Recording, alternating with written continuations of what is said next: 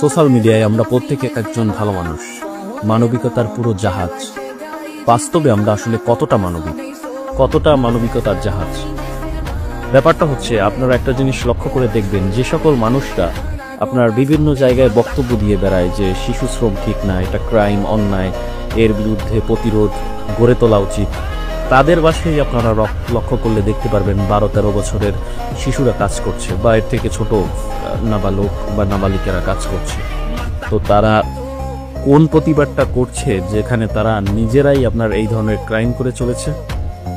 আপনারা সমাজে আরো কিছু মানুষকে লক্ষ্য করলে দেখবেন, তারা সব সময় সমালোচনা করে, এই নেতা ভালো না, ওই নেতা ভালো না, অমুকে ভালো না, এ আসলে ভালো হতো, ওই আসলে ভালো হতো। ওকে ফাইন, সমালোচনা করার অধিকার সবারই আছে, কিন্তু ওই সকল মানুষের মধ্যে কিছু মানুষ আছে যাদের ওই সরকারি সম্পদ যদি কিছু পরিমাণেও দায়িত্ব দেওয়া হয়, তারা সুযোগ পেলেই লুটে নেয়, বা তাদের আয়ত্তে যদি সরকারি কোনো সম্পত্তি থাকে, সুযোগ পেলেই তারা চুরি করে নেয়।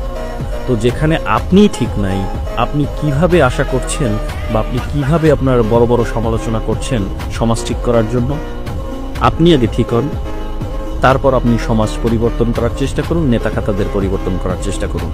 আবার অনেকে দেখবেন আপনার বিভিন্ন জায়গায় আপনার বলে বেড়ায় যে আপনার এই পরের জমি বা সম্পদ আত্মসাৎ করা ঠিক না, হ্যান না তেন না, এগুলো খুবই পাপ।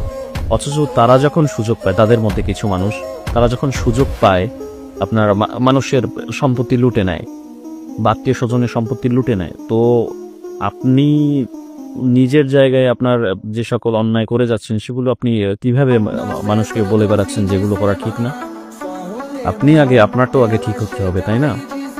এরপর আপনার অনেকে আছে আপনার সোশ্যাল মিডিয়ায় 2 টাকা দান করে একদম ধুমাইয়া ভিডিও বানায় টেনে আপনার বিশাল দানশীল হয়ে যায়। হ্যাঁ, আমি মানছি, আপনার যদি ইন্টেনশনটা এমন থাকে যে আমার দান দেখে মানুষজন অনুপ্রাণিত হয়ে তারাও দান করবে, বা আমার মনে করেন যে আমার এই সাহায্যটা দেখে মানুষের মধ্যে মোটিভেশন কাজ করবে, বা আপনার যদি ইচ্ছা থাকে যে আমার এই সাহায্য দ্বারা যে আর্নিং হবে সেখান থেকে আমি আরও অনেক মানুষকে সাহায্য করব, তাহলে ওকে ফাইন।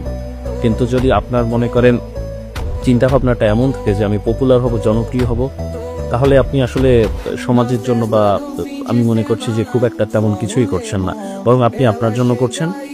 আর এতে যে সমাজকে যেটা আপনি আর কি করে দেখাচ্ছেন, ওটা আসলে আপনার দেখানো জিনিস, আপনার মন থেকে কোনো কিছুই করার মতন কোনো কিছু না।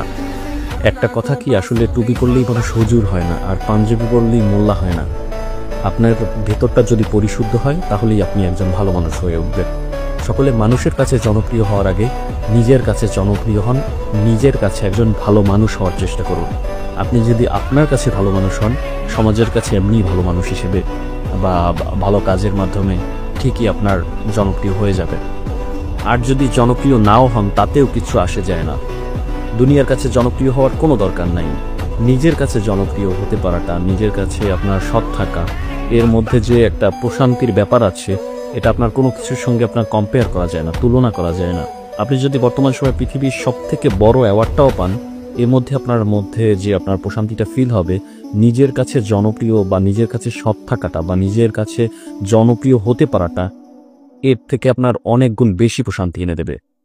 তো সকলের জায়গা থেকে, নিজের জায়গা থেকে সঠান, ইনশাল্লাহ পৃথিবী, সমাজ, রাষ্ট্র সবকিছুই আপনা আপনি ঠিক হয়ে যাবে।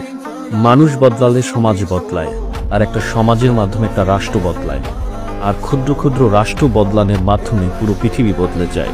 তাই প্রত্যেকের জায়গা থেকে আপনার ঠিক হন, ইনশাল্লাহ সবকিছু ঠিক হয়ে যাবে।